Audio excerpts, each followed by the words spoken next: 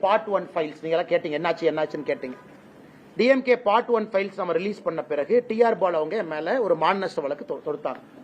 இந்த மான நஷ்ட வழக்குல முக்கியமான ஒரு அம்சம் என்னன்னா, யாருக்கு மானம் நஷ்டமடைந்து விட்டதாக நினைக்கின்றார்களோ அவங்க கேஸ் போடுறாங்களோ அவங்கள கூண்டுல ஏத்தி கேள்வி கேட்பதற்கு ஆப்போசிட் பர்சனுக்கு உரிமை இருக்கு.